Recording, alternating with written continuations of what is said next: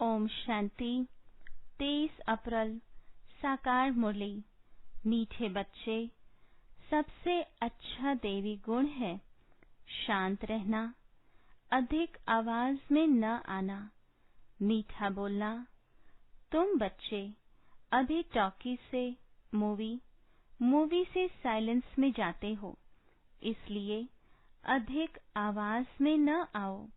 प्रश्न: किस मुख्य धारणा के आधार से सर्वदेवी गुण स्वतः ही आते जाएंगे? उत्तर: मुख्य है पवित्रता की धारणा। देवताएं पवित्र हैं, इसलिए उनमें देवी गुण है। इस दुनिया में कोई में भी देवी गुण नहीं हो सकते। रावण राज्य में देवी गुण कहाँ से आए? तुम रॉयल बच्चे अभी देवी गुण धारण कर रहे हो। गीत: भोलेनाथ से निराला कोई और नहीं। ओम शांति। अभी बच्चे समझते हैं कि बिगड़ी को बनाने वाला एक ही है। भक्ति मार्ग में अनेकों के पास जाते हैं, कितनी तीर्थ यात्राएं आदि करते हैं। बिगड़ी को बनाने वाला, पतितों को पावन बनाने वाला तो एक ही है। सदगति दाता, गाइड, लिबरेटर भी वह एक है।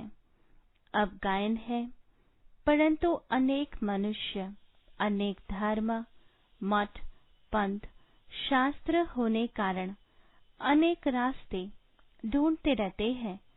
सुख और शांति के लिए सत्संगों में जाते हैं ना? जो नहीं जाते वह मायावी मस्ती में ही मस्त रहते हैं। यह भी तुम बच्चे जानते हो कि अभी कलयुग का अंत है। मनुष्य यह नहीं जानते कि सतयुग कब होता है। अभी क्या है यह तो कोई बच्चा भी समझ सकता है। नई दुनिया में सुख, पुरानी दुनिया में जरूर दुख होता है। इस पुरानी दुनिया में अनेक मनुष्य है, अनेक धर्म है। तुम कोई को भी समझा सकते हो। यह है कलयुग। सतयुग पास्ट हो गया है। वहाँ एक ही आदि सनातन देवी देवता धर्म था, और कोई धर्म नहीं था।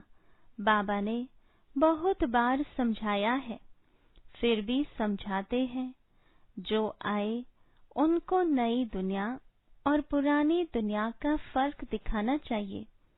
भल वह क्या भी कहे। कोई 10,000 वर्ष आयु कहते हैं, कोई 30,000 वर्ष आयु कहते हैं। अनेक मते है ना। अब उन्हों के पास तो है ही शास्त्रों की मत। अनेक शास्त्र, अनेक मत, मनुष्यों की मत है ना। शास्त्र भी लिखते तो मनुष्य है ना। देवताएं कोई शास्त्र नहीं लिखते। सतयुग में देवी देवता धर्म होता है। उन्हों को मनुष्य भी नहीं कहा जा सकता।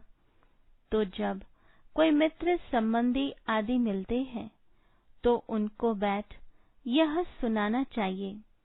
विचार की बात है, नई दुनिया में कितने थोड़े मनुष्य होते हैं, पुरानी दुनिया में कितनी वृद्धि होती है। सतयुग में सिर्फ एक देवता धर्म था। मनुष्य भी थोड़े थे। देवी गुण होते ही है देवताओं में, मनुष्यों में नहीं होते हैं। तब तो मनुष्य जाकर देवताओं के आगे नमस्ते करते हैं ना। देवताओं की महिमा गाते हैं, जानते हैं वह स्वर्गवासी है। हम नरकवासी, कलयुगवासी हैं। मनुष्य में देवी गुण हो न सके। कोई कहे फलाने में बहुत अच्छे देवी गुण हैं। बोलो नहीं, देवी गुण होते ही है देवताओं में, क्योंकि वह पवित्र है। यहाँ पवित्र न होने कारण कोई में देवी गुण हो न सके, क्योंकि आसुरी रावण राज्य है ना। नए झाड़ में देवी गुण वाले देवताएं रहते हैं, फिर झाड़ पुराना होता है। रावण राज्य में देवी गुण वाले हो न सके। सतयुग में आदि सनातन देवी देवताओं का प्रवृत्ति मार्ग था। प्रवृत्ति मार्ग वालों की ही महिमा गाई हुई है। सतयुग में हम पवित्र देवी देवता थे। संन्यास मार्ग था नहीं। कितनी पॉइंट्स मिलती है, परंतु सभी पॉइंट्स किसकी बुद्धि में रह न सके। पॉइंट्स भूल जाती है, इसलिए फेल होते हैं। देवी गुण धारण नहीं करते हैं। एक ही देवी गुण अच्छा है। जास्ती कोई से न बोलना, मीठा बोलना, बहुत थोड़ा बोलना चाहिए, क्योंकि तुम बच्चों को टॉकीज से मूवी से साइलेंस में जाना है, तो टॉकी को बहुत कम करना चाहिए। जो बहुत थोड़ा धीरे से बोलते हैं तो समझते हैं यह रॉयल घर का है। मुख से सदैव रत्न निकले। सन्यासी अथवा कोई भी हो तो उनको नई और पुरानी दुनिया का कॉन्ट्रास्ट बताना चाहिए। सतयुग में देवी गुण वाले देवताएं थे। वह प्रवृत्ति मार्ग था। तुम सन्यासियों का धर्म ही अलग है, फिर भी यह तो समझते हो ना, नई सृष्टि सतो प्रधान होती है। अभी तमो प्रधान है। आत्मा तमो प्रधान होती है तो शरीर भी तमो प्रधान मिलता है। अभी है ही पतित दुनिया, सबको पतित कहेंगे। वह है पावन सतो प्रधान दुनिया, वही नई दुनिया सो अब पुरानी होती है। इस समय सभी मनुष्य आत्माएं नास्तिक है, इसलिए ही हंगामे है। धनी को न जानने के कारण आपस में लड़ते झगड़ते रहते हैं। रचयिता और रचना को जानने वाले को आस्तिक कहा जाता है। संन्यास धर्म वाले तो नई दुनिया को जानते ही नहीं, तो वहां आते ही नहीं। बाप ने समझाया है, अभी सब आत्माएं तमो प्रधान बनी है, फिर सभी आत्माओं को सतो प्रधान कौन बनाए? वह तो बाप ही बना सकते हैं। सतो प्रधान दुनिया में थोड़े मनुष्य होते हैं, बाकी सब मुक्ति धाम में रहते हैं। ब्रह्म तत्व है, जहाँ हम आत्माएं निवास करती हैं, उनको कहा जाता है ब्रह्मांड। आत्मा तो अविनाशी है। यह अविनाशी नाटक है, जिसमें सभी आत्माओं का पाठ है। नाटक कब शुरू हुआ, यह कभी कोई बता न सके। यह अनादि ड्रामा है ना। बाप को सिर्फ पुरानी दुनिया को नई बनाने आना पड़ता है। ऐसे नहीं कि बाप नई सृष्टि रचते हैं। जब पतित होते हैं तभी पुकारते हैं। सतयुग में कोई पुकारते नहीं, है ही पावन दुनिया। रावण पतित बनाते हैं, परम पिता परमात्मा आकर पावन बनाते हैं। आधा आधा जरूर कहेंगे। ब्रह्मा का दिन और ब्रह्मा की रात आधा आधा है। ज्ञान से दिन होता है, वहाँ अज्ञान है नहीं। भक्ति मार्ग को अंधियारा मार्ग कहा जाता है। देवताएं पुनर्जन्म लेते लेते फिर अंधियारे में आते हैं। इसलिए इस सीढ़ी में दिखाया है मनुष्य कैसे सतो रजो तमो में आते हैं। अभी सबके जड़ी भूत अवस्था है। बाप आते हैं ट्रांसफर करने, अर्थात मनुष्य को देवता बनाने। जब देवता थे तो आसुरी गुण वाले मनुष्य नहीं थे। अभी इन आसुरी गुण वालों को फिर देवी गुणों वाला कौन बनाए? अभी तो अनेक धर्म, अनेक मनुष्य हैं, लड़ते झगड़ते रहते हैं। सतयुग में एक धर्म है तो दुख की कोई बात नहीं। शास्त्रों में तो बहुत दंत कथाएं हैं जो जन्म जन्मांतर पढ़ते आए हैं। बाप कहते हैं यह सब भक्ति मार्ग के शास्त्र हैं, उनसे मुझे प्राप्त कर नहीं सकते। मुझे तो स्वयं एक ही बार आकर सबको सद्गति करनी है। ऐसे वापस कोई जा न सके। बहुत धैर्य से बैठ समझाना चाहिए, हंगामा भी ना हो। उन लोगों को अपना अहंकार तो रहता है ना। साधु संतों के साथ फॉलोअर्स भी रहते हैं। जट कह देंगे इनको भी ब्रह्मा कुमारियों का जादू लगा है। सयाने मनुष्य जो होंगे वह कहेंगे यह विचार करने योग्य बातें हैं। मेले प्रदर्शनी में अनेक प्रकार के आते हैं ना। प्रदर्शनी आदि में कोई भी आए तो उसे बड़े धैर्य से समझाना चाहिए। जैसे बाबा धीरज से समझा रहे हैं, बहुत जोर से बोलना नहीं चाहिए। प्रदर्शनी में तो बहुत इकट्ठे हो जाते हैं ना, फिर कह देना चाहिए आप कुछ टाइम देकर एकांत में आकर समझेंगे तो आपको रचयिता और रचना का राज समझाएंगे। रचना के आदि मध्य अंत का ज्ञान रचयिता बाप ही समझाते हैं। बाकी तो सब नेति नेति ही करके जाते हैं। कोई भी मनुष्य जा न सके। ज्ञान से सद्गति हो जाती, फिर ज्ञान की दरकार नहीं होती। यह नॉलेज सिवाय बाप के कोई समझा न सके।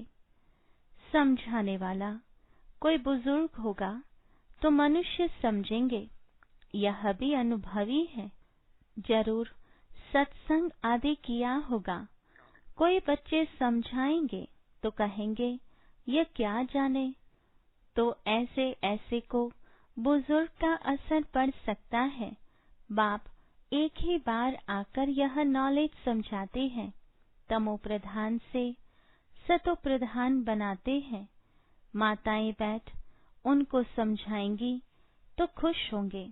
बोलो ज्ञान सागर बाप ने ज्ञान का कलश हम माताओं को दिया है, जो हम फिर औरों को देते हैं। बहुत नम्रता से बोलते रहना है। शिव ही ज्ञान का सागर है, जो हमको ज्ञान सुनाते हैं।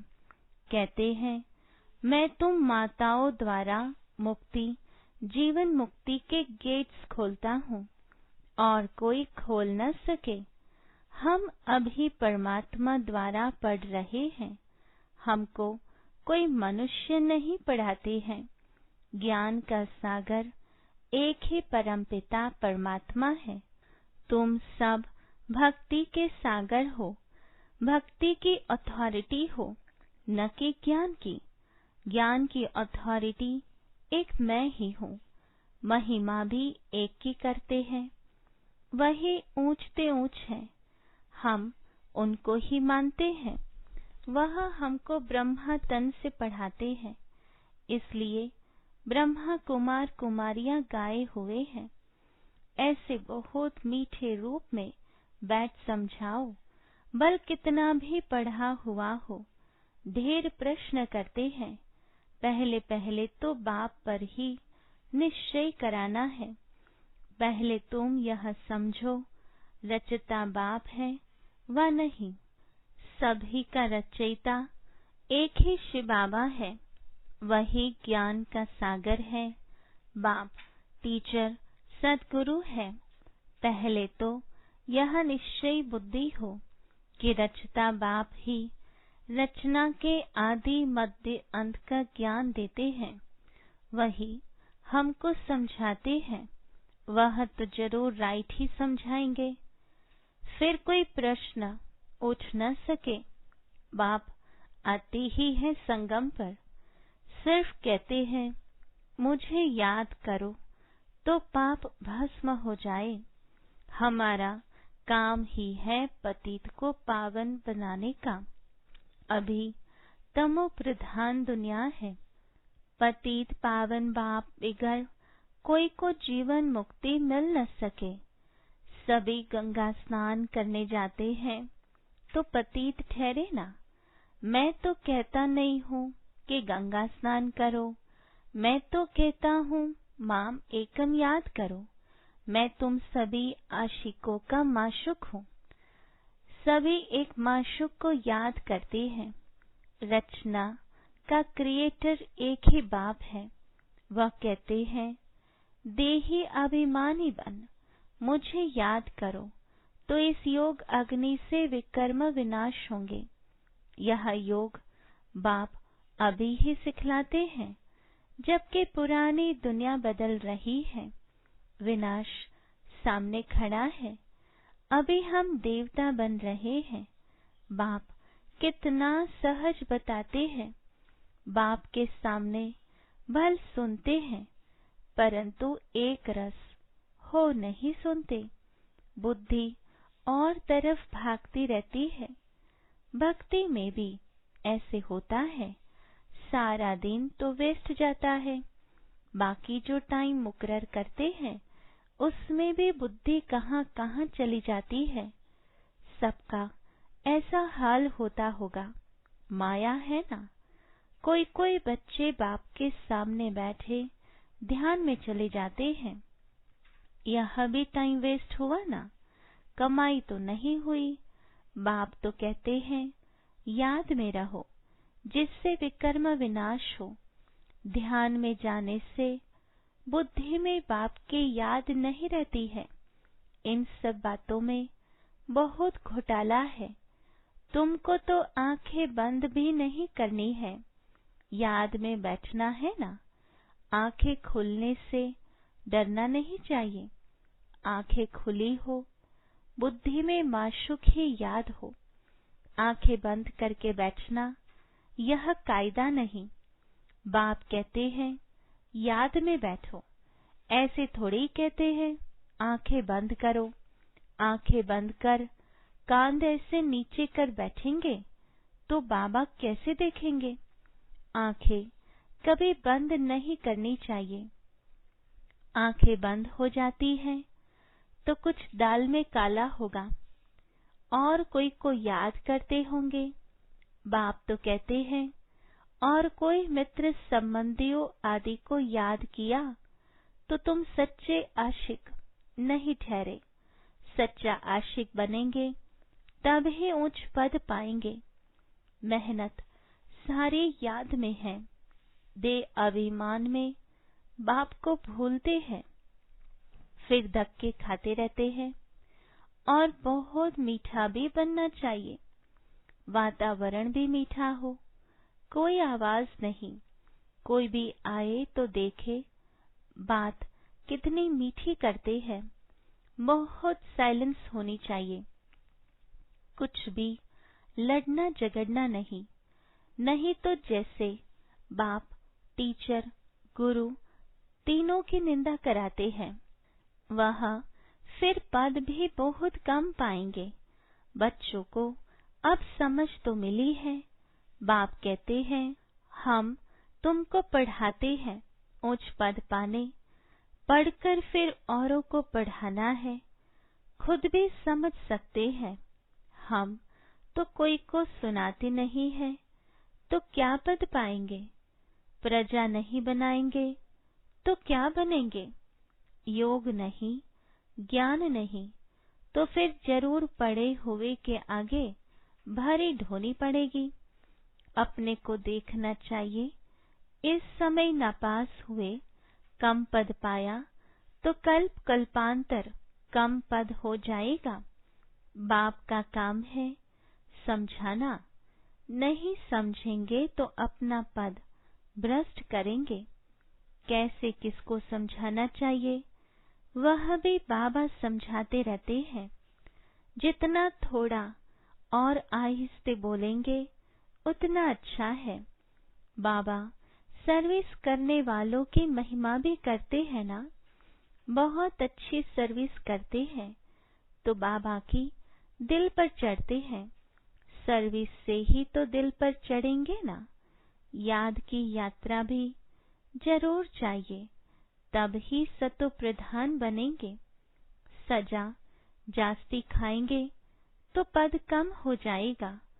पाप भस्म नहीं होते हैं तो सजा बहुत खानी पड़ती है, पद भी कम हो जाता है, उसको घाटा कहा जाता है। यह भी व्यापार है ना, घाटे में नहीं जाना चाहिए। देवी गुण धारण करने हैं, ऊंच बनना चाहिए। बाबा उन्नति के लिए किस्म किस्म की बातें सुनाते हैं। अब जो करेंगे सो पाएंगे। तुमको परिस्तानी बनना है, गुण भी ऐसे धारण करने हैं। अच्छा, मीठे मीठे सिकिलधे बच्चों प्रति माता पिता बाप दादा का याद प्यार और गुड मॉर्निंग। रूहानी बाप के रूहानी बच्चों को नमस्ते। रूहानी बच्चों की रूहानी बाबा को याद प्यार गुड मॉर्निंग और नमस्ते। धारणा के लिए मुख्य सार। पहली पॉइंट, किसी से भी बहुत नम्रता और धीरे से बातचीत करनी है। बोलचाल बहुत मीठा हो, साइलेंस का वातावरण हो, कोई भी आवाज ना हो, तब सर्विस की सफलता होगी। दूसरी पॉइंट, सच्चा सच्चा आशिकपन। एक माशूक को याद करना है। याद में कभी आंखें बंद कर कांध नीचे करके नहीं बैठना है। देही अभिमानी होकर रहना है। वरदान, विशाल बुद्धि द्वारा संगठन की शक्ति को बढ़ाने वाले सफलता स्वरूप भव। विस्तार है, संगठन की शक्ति को बढ़ाना यह ब्राह्मण जीवन का पहला श्रेष्ठ कार्य है। इसके लिए जब कोई भी बात मेजॉरिटी वेरीफाई करते हैं तो जहां मेजॉरिटी वहां मैं, यही है संगठन की शक्ति को बढ़ाना। इसमें यह बड़ाई नहीं दिखाओ कि मेरा विचार तो बहुत अच्छा है, बल कितना भी अच्छा हो, लेकिन जहां संगठन टूटता है वह अच्छा भी साधारण हो जाएगा। उस समय अपने विचार त्यागने भी पड़े तो त्याग में ही भाग्य है। इससे ही सफलता स्वरूप बनेंगे, समीप संबंध में आएंगे। स्लोगन, सर्व सिद्धियां प्राप्त करने के लिए मन की एकाग्रता को बढ़ाओ। Om Shanti. To watch Peace of Mind channel videos on YouTube, subscribe us on youtube.com/tvpeaceofmind. Just a click for a peaceful life.